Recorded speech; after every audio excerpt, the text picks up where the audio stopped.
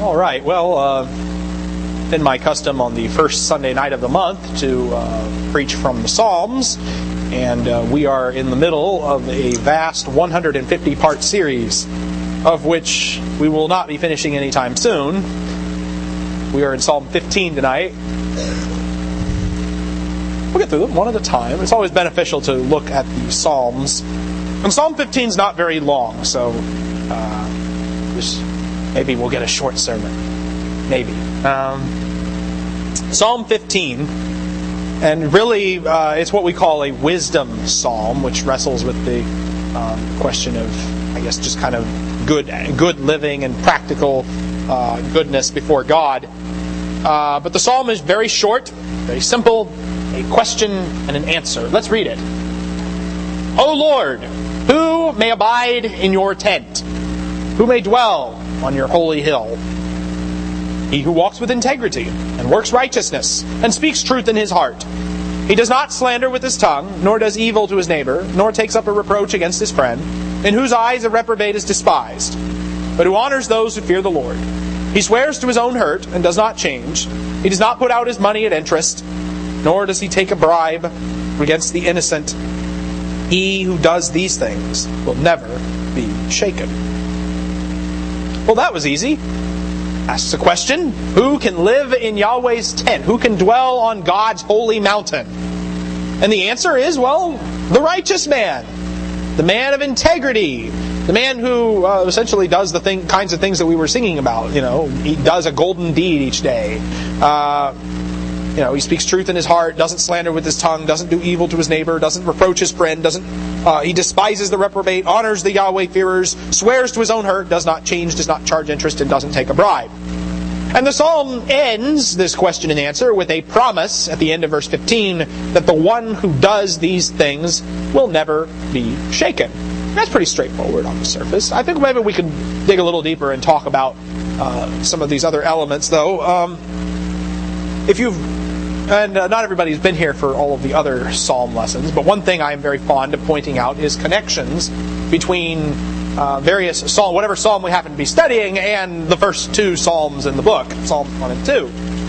And this one is no exception. There is definitely some shared phraseology. For instance, the question is, who may dwell on your holy hill? Well, if you remember back in Psalm 2, in verse 6, God said, I have installed my king up on Zion, my holy hill, my holy mountain. It's the same term there, same expression. And additionally, you'll notice that this psalm is, who can dwell on the holy mountain? Well, it's the person who is, righteous. And what is Psalm 1 about? Well, it's that contrast between the righteous and the wicked, the one who does not walk in the counsel of the wicked, nor stand in the path of sinners, nor sit in the seat of scoffers. That one is blessed, it says in Psalm 1 verse 1. And that it says in Psalm 1 in verse 5 and 6 that the wicked will not stand in the judgment, nor sinners in the assembly of the righteous. For the Lord knows the way of the righteous, but the way of the wicked will perish. The idea is that there's going to be this great throng, this great assembly before God, and the wicked will not be permitted to be there. And so when you ask the question, who's allowed on the holy mountain? Who is allowed in the great assembly of God? The righteous, not the wicked. And so Psalm 15 is kind of an elaboration on this very theme. And the promise at the end of Psalm 15, that the one who does these things will not be shaken. That too finds kind of some ideas from Psalm 1. That if you don't seek the paths of the wicked, and you do find delight in the law of the Lord, Psalm 1 and verse 3 says that he will be like a tree firmly planted by streams of water, which yields its fruit in its season. Its leaf does not wither, and in whatever he does, he prospers. Now, Psalms 1 and 2 were about the ideal man, the ideal life, the ideal king. Psalm 15 is about the same thing. And therein you have this contrast. It was stated negatively in Psalm 1 that sinners will not stand in the judgment. They will not stand in the assembly of the righteous. But in Psalm 15 it is stated perhaps a little more positively. The one who does enter God's tent, the one who does go into God's presence, he will be the one who has these positive characteristics of the righteous man.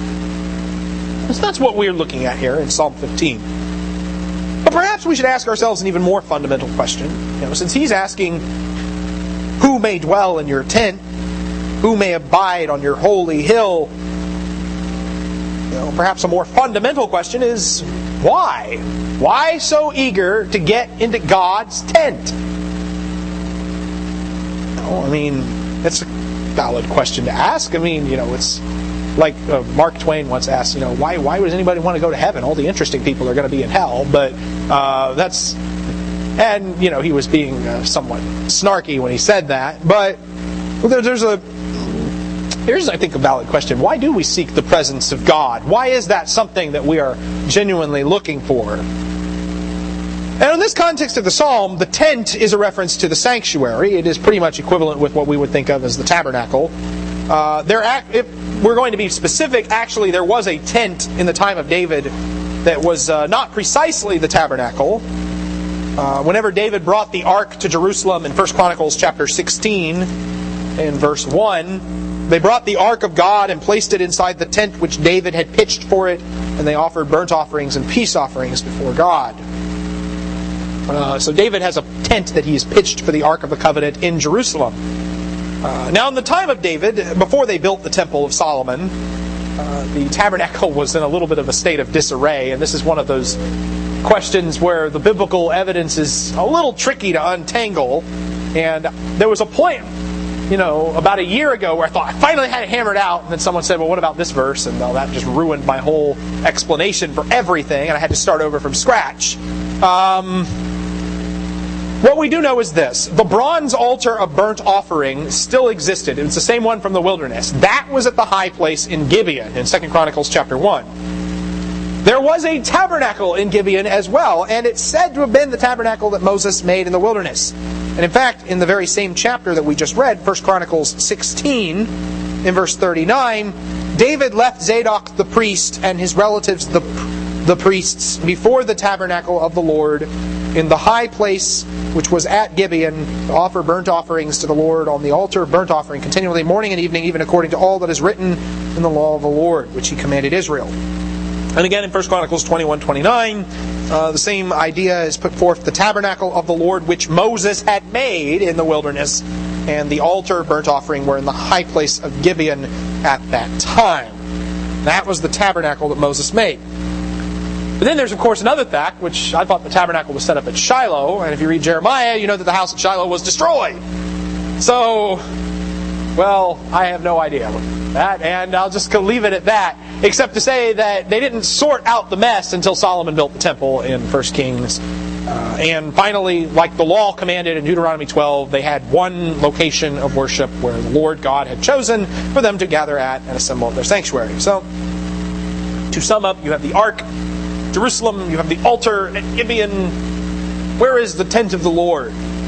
Why do we want so badly to get there? Well, when they build the temple, of course, the question, who may go into God's tent, it can be equally applied to the temple.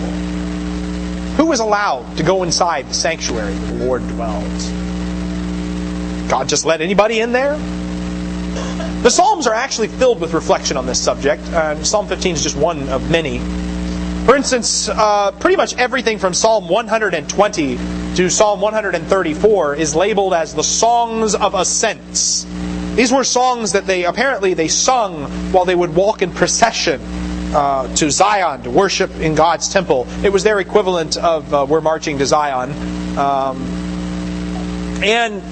You might think, for instance, of Psalm 122 in verse 1, where the writer says, "I was glad when they said to me, 'Let us go up to the house of the Lord.'" And again in Psalm 134, in verses 1 and 2, "Behold, bless the Lord, all servants of the Lord, who serve by night in the house of the Lord. Lift up your hands to the sanctuary, and bless the Lord. May the Lord bless you from Zion, He who made heaven and earth." That's a short psalm. That's only 3 verses. But it's devoted to this idea that we're serving in the house of the Lord, and that there's sort of a blessing associated with lifting up your hands to the sanctuary. There are other places in the Psalms that are replete with this theme. Psalm 61 in verse 4. Let me dwell in your tent forever. Let me take refuge in the shelter of your wings. Psalm 65 in verse 4. How blessed is the one whom you choose and bring near to you to dwell in your courts. We will be satisfied with the goodness of your house, your holy temple. From the sons of Korah in Psalm 80, not the sons of Korah, Asaph, Psalm 81, in verses 1 through 4. Sing for joy to God our strength. Shout joyfully to the God of Jacob. This does not appear to be the psalm that I had written down. Okay, that makes more sense. I was wondering why I was thinking sons of Korah. Psalm 84, verses 1 through 4. And, if you've ever gotten the numbers on the hymnal board wrong, and had dyslexia with that, that's what happened to me just now with the Psalm 81 instead of 84. But Psalm 84, how lovely are your dwelling places, O Lord of hosts! My soul longed and even yearned for the courts of the Lord. My heart and my flesh sing for joy to the living God. The bird also has found a house, the swallow a nest for herself where she may lay her young. Even your altars, O Lord of hosts, my King and my God. How blessed are those who dwell in your house. They are ever praising you. And to kind of give a little perspective, the sons of Korah were the gatekeepers. They didn't have a privileged position in the temple. They had the job, they were like, the bottom of the barrel, the gatekeepers. And yet they were the ones who said that it is a day in your courts is better than 1,000 outside. In verse 10 of the same Psalms, I would rather stand at the threshold of the house of my God than dwell in the tents of wickedness. And yes, they are the sons of, when they say sons of Korah, it is that Korah in Numbers 16 who got swallowed up by the earth. But his sons apparently went on to become gatekeepers and had a much more positive relationship with the Lord than Korah himself had. Because Korah, you think about Korah, who he was somebody who wanted to draw near to the Lord. He saw Moses' position as overly privileged. But it is the sons of Korah, the descendants of a man who's been killed for not understanding how one draws near to God.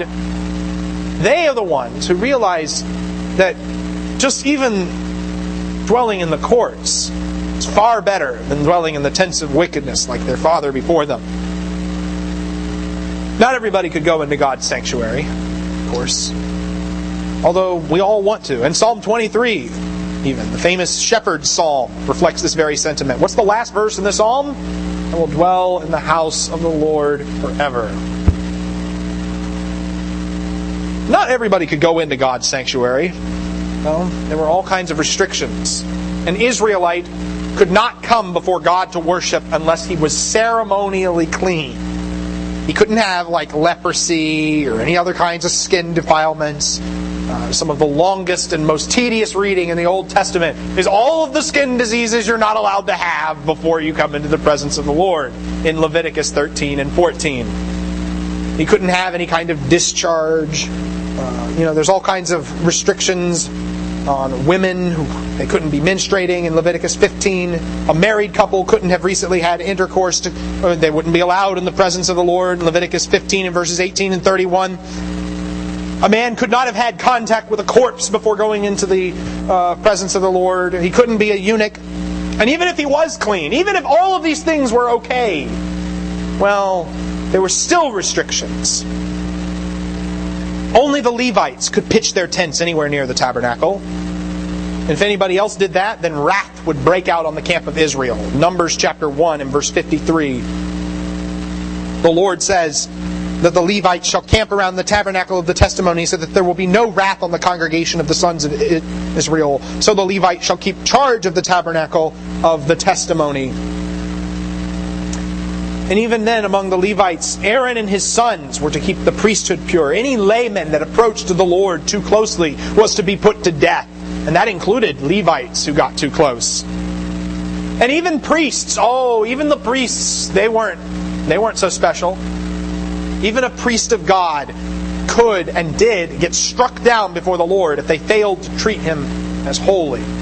You look at the lesson in Leviticus chapter 10. Aaron's two sons, Nadab and Abihu, consumed by fire from the Lord because they offered strange fire which He had not commanded them. And the Lord's response to them was that by those who come near me, I will be treated as holy, and before all the people I will be honored. One of the lessons of that is that even the priest of the Lord is not exempt from the Lord's requirements of holiness. And even the high priest, it is said, could have been killed by the Lord if he entered the most holy place at the wrong time. In Leviticus 16 and verse 2, the Lord told Moses, "Tell your brother Aaron that he shall not enter at any time into the holy place inside the veil before the mercy seat which is on the ark, or he will die, for I will appear in the cloud over the mercy seat." And here's the thing, even if he goes into the most holy place, even if he goes into the tabernacle, well, he's got to be dressed a certain way. There was instructions in Exodus 28 to put bells on the garments of the high priest. And one of the comments that's made in Exodus 28:35 is that it shall be on Aaron when he ministers, and its tinkling shall be heard when he enters and leaves the holy place before the Lord, so that he will not die. Here's an exciting feature. You have to wear bells if you go into the Lord's tent, because if you don't, He might kill you. He wants to make sure that the tinkling lets you know it's Him. It's the problem that God doesn't know who's coming in and out of His house. What's interesting about all of these restrictions, though, that I've mentioned, both for the laymen and for the Levites and for the priests, is that they are all ultimately ceremonial in character. They don't have anything to do with whether a person is good or evil. A lot of those things are just biological functions. Sex, menstruation, skin disease. Those aren't things that are sinful. Some of those things were unavoidable in life. Contact with the dead would bar you from the tabernacle, but somebody's got to bury the body. Come on. And you've got to go to a funeral for a loved one. Come on. People came in contact with the dead all the time. Those were things you couldn't help. Just characteristics. Nobody got to choose what tribe they were born into either. So, the Levites are more special. Well, not really, because you didn't choose to be born a Levite or not born a Levite, a descendant of Aaron or not a descendant of Aaron. So all of these restrictions about who can enter the Lord's holy tent are ultimately rather arbitrary, ceremonial. So when the writer of the Psalms asks the question, who may dwell in your tent? Who may abide in your holy hill? What kind of answer are we expecting to hear? Are we expecting to hear a ceremonial answer? The one who has performed all of the sacred rituals, the one who's kept his skin clean and pure, the one who has washed his body in water appropriately, the one who has kept himself from relations with women. But that's not what Psalm 15 says. What Psalm 15 says, instead, the psalmist doesn't look at the purity of the flesh. He looks deeper into the actual person's ethics and motives. And there's a very similar remark made later on in the Psalm 24, in verses 3 through 6. Psalm 24 reflects a similar sentiment to Psalm 15. Beginning in verse 3, "Who may ascend into the hill of the Lord? Who may stand in His holy place? He who has clean hands and a pure heart, who has not lifted up his soul to falsehood, has not sworn deceitfully, he shall receive a blessing from the Lord, righteousness, the God of his salvation." We need clean hands and a pure heart to enter the sanctuary of Yahweh. Now, the wicked, they can't stand before Him. In Psalm 5, in verses 4 and 5, David writes that you are not a God who takes pleasure in wickedness. No evil dwells with you. The boastful shall not stand before your eyes. You hate all who do iniquity. Well, I guess God does hate the sinner. You destroy those who speak falsehood. The Lord abhors the man of bloodshed and deceit. But as for me, by your abundant loving kindness, I will enter your house. At your holy temple, I will bow in reverence for you. The wicked cannot stand before God, His holy temple. God is a consuming fire, a force to be reckoned with. But the thing that really drives the point home is that He doesn't just see your outward ceremonial cleanliness. He sees what's on your heart. He sees the defilements. that might corrupt it, or pervert it. He sees the person that you dishonored, the neighbor that you were gossiping about, the bribe that you took against the innocent. Those things, the real concerns of the Lord here in Psalm 15. Isaiah 33 also asks a similar question, which we'll see kind of resonates with the sentiment of these Psalms. In Isaiah 33, describing the kingship of God, Isaiah asks this question.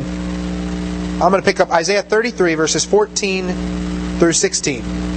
Sinners in Zion are terrified. Trembling has seized the godless. Who among us can live with the consuming fire? Who among us can live with continual burning? He who walks righteously and speaks with sincerity. He who rejects unjust gain and shakes his hands so that they hold no bribe. He who stops his ear from hearing about bloodshed and shuts his eyes from looking upon evil. He will dwell on the heights. His refuge will be the impregnable rock. His bread will be given him.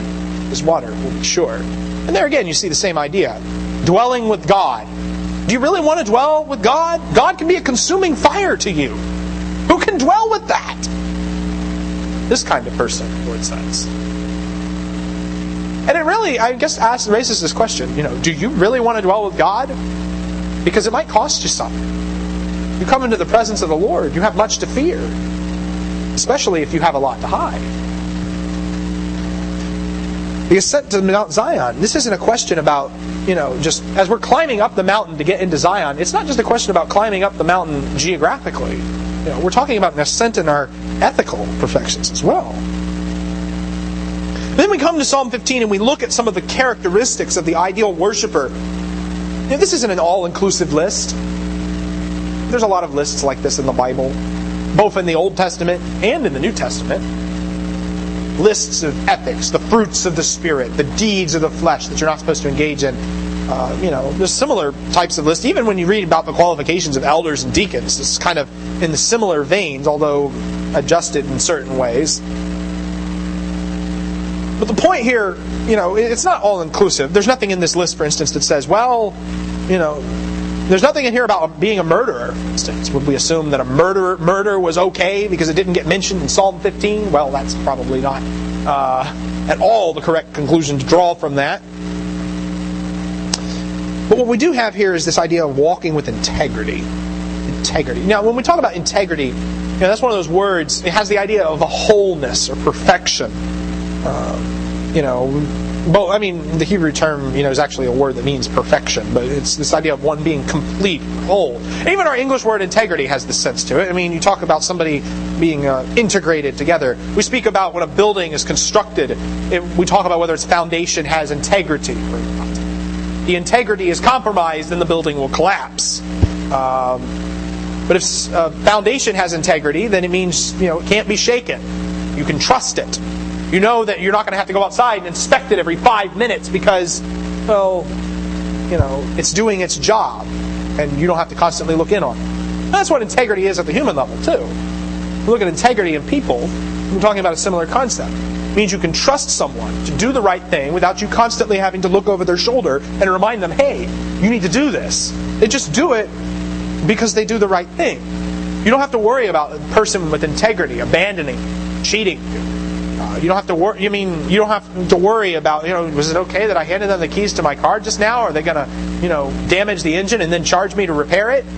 That's not integrity. Integrity is the person who is, you can genuinely trust that they have, that they are doing the right things even when you're not watching them. They work righteousness. They speak truth in their hearts, and that's not just about what you say with your lips. An honest person is not just a person who always says things that are true. An honest person is a person who, says things that are accurately representing what is within them, but whose heart itself is honest. How many people we speak about being dishonest with yourself, dishonest with your own assessment of reality? Because if you don't have a firm grasp on the way things are and on reality, then, you're not an honest person with yourself. You can't expect you to be honest with anybody else. The psalmist, of course, has talked quite a bit about the person who has sins with their lips. In Psalm 12 and verse 2, for instance, describes the wicked as speaking falsehood to one another, flattering lips, with a double heart they speak. That's precisely what's going on here, though. Evil speech doesn't exist without an evil heart. And so this progression here, there's an interesting progression in verse 2 of Psalm 15. He walks with integrity, he works righteousness, he speaks truth in his heart. Walking, working, speaking. It's kind of similar to what you saw in Psalm 1. The one who walks in the counsel of the wicked, stands in the paths of sinners, sits in the seat of scoffers. 3 different ways of talking about the same kind of thing, although using 3 different action verbs to kind of explain things.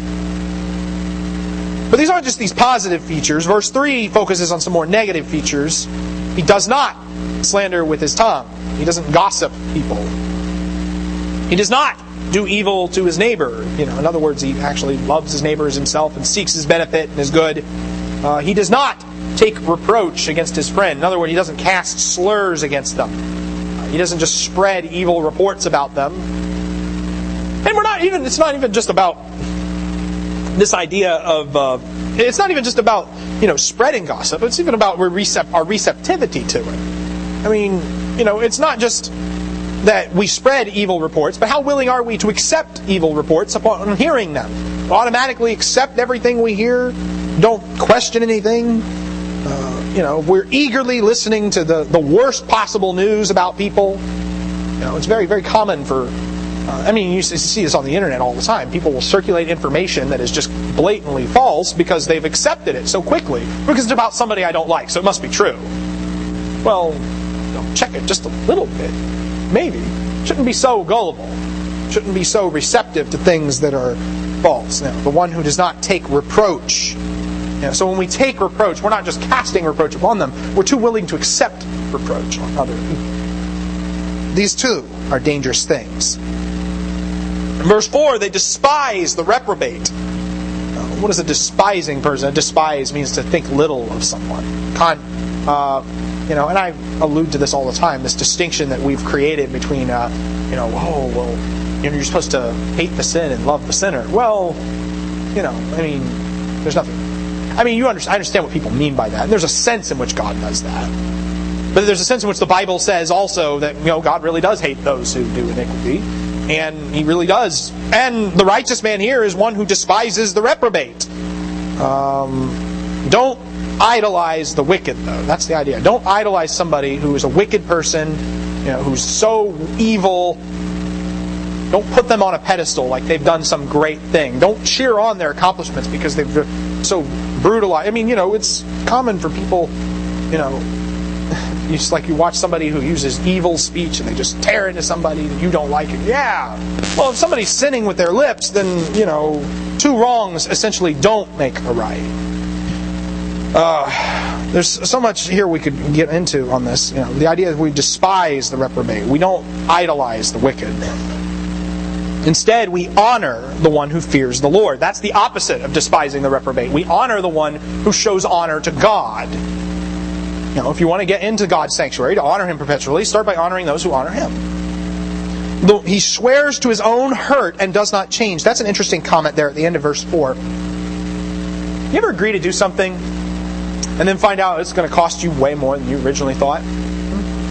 Ever been there? It happens to a lot of people. Now the question is, how do you react when you find out, I may have gotten in over my head here. Some people say, well, no, I'm backing out. I'm getting out of it at this point. Well, the person who's pure before God does what they say they're going to do. I'm going to stick this out, regardless of what happens. I made a promise. I intend to keep it. Those are the kinds of things that we should be seeking after, attitude and our perspective. There's actually a whole bit in the Law of Moses about this in Leviticus 27. Leviticus 27 is this big chapter about vowed animals. And one of the comments it makes is that if you vow an animal to the Lord, and then you get cold feet.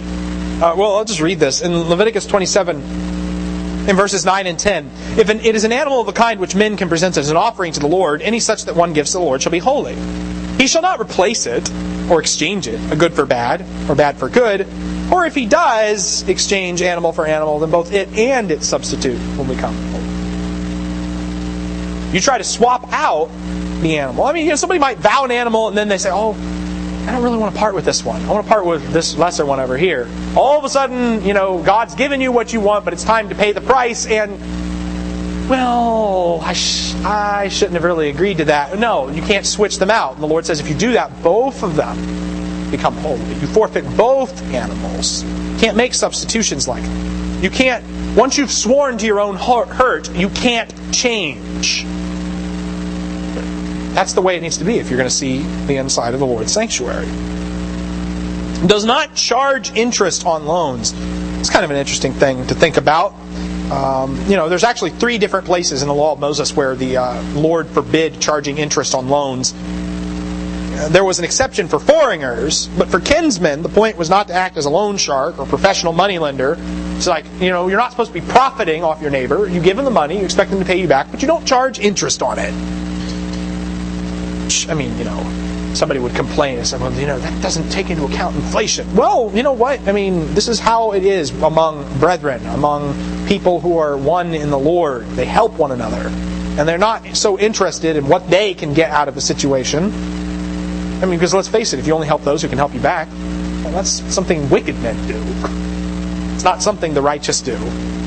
You only help people in exchange for favors. If you only love those who love you, that's just, the Gentiles do that. The outsiders do. What distinguishes the holy people of God is what they do for those who can't pay them back. Charging interest on loans. Don't do that. And don't take bribes against the innocent either. Because a bribe blinds the clear-sighted, subverts justice. God does not show partiality or take a bribe, and neither should you. And you see, kind of interesting here how the last couple of these really start to kind of target, step on the toes of the lovers of money. Anything for a buck, a bribe against the innocent, interest on a loan, backing out of something that turned out to be too costly. Well, no. There's something more important in this world than silver and gold. There's something more important in this world than the number in your bank account. There's something more important in this world than your retirement. It's your heavenly retirement. It's the place that you will find in the tent of the Lord, in the Lord's holy hill. And if it comes down to a choice between those two, choose the Lord. That's the promise. And we might say, it's a tough world. It's a dog-eat-dog world. I got to stick up for myself. Otherwise, I'm going to be unstable. We talk about financial stability. What does the Lord promise? He promises stability for the person who does these things. True stability. Not the stability as the world defines it, where one is secure in one's assets. But stability as God defines it, where one is secure in one's eternal inheritance and one's place in the temple of God. That is what the psalmist is looking at here. So who is this wonderful person that the psalmist is describing? The New American Standard has a heading at the top of the psalm, Description of a Citizen of Zion. There's some truth to that. A person doesn't get into God's house without living up to certain standards of ethics and holiness. But does this psalm describe any of us, really? I mean, you only have to backpedal one psalm to see the dilemma here. What did he say in Psalm 14? There is no one who does good. The Lord has looked down from heaven upon the sons of men to see if there are any who understand, who seek after God. They have all turned aside. Together, they have become corrupt. There is no one who does good, not even one. Ouch. So who is the psalm really about? Well, if we start looking at it in light of the first 2 psalms, as I suggested up front, you see, Psalm 1 is about the contrast between the righteous and the wicked. Psalm 2 is about the contrast between the nations who are wicked and the king whom God chooses, his son whom he has set on Zion, his holy mountain. And so we understand now this psalm is also a description of the righteous king himself. The answer to every question in Bible class, the answer is Jesus. And so now this question is provoked before us. Who can come before God? How can we enter the holy hill of God if no one is righteous? look at Jesus. There's a number of passages we could read on this point, but I only want to read this one. In Hebrews chapter 4, beginning in verse 14, therefore, since we have a great high priest who has passed through the heavens, Jesus, the Son of God, let us hold fast our confession. For we do not have a high priest who cannot sympathize with our weaknesses, but one who has been tempted in all things as we are, yet without sin. There he is, the ideal citizen of Zion, without sin. Therefore, verse 16, let us draw near with confidence to the throne of grace, so that we may receive mercy, find grace to help in time of need. He already passed into the holy mountain. He already passed into the tent of God that dwells in heaven, because he was without sin. But he gives us confidence too. Draw near to the throne of grace. In Revelation chapter 21 and 22, there's that great vision of heaven. The New Jerusalem comes down out of heaven. The tabernacle of God is among men. But not everybody will be allowed to enter that holy city even then. Outside, it says, are the dogs, the sorcerers, the liars. In 21:8, the cowardly, the unbelieving, the abominable, the murderers, the immoral persons, and sorcerers, and idolaters, and all liars, their part will be in the lake that burns with fire and brimstone, which is the second death. The question we have to ask ourselves is, do we want to enter the house of the Lord? If you want to enter the house of the Lord, imitate the one who entered the house of the Lord first. Imitate Jesus. Imitate our Lord and our Savior. So that's just some kind of... Those are some reflections I had when I read this psalm. I hope that this has been beneficial to us here this evening. Of course, as we conclude the lesson, as we contemplate drawing near to our God and the transformation that is surely demanded of each and every one of us. We are ultimately in His sight wretched, having done no righteousness before Him. But we can be recreated, made into new creatures, new creation. We can die to this world and live to Christ. Great abundance, freedom. If you're here this evening and you're not striving to dwell in the tent of God, turn your life around and do that. All together we stand and we sing the song selected.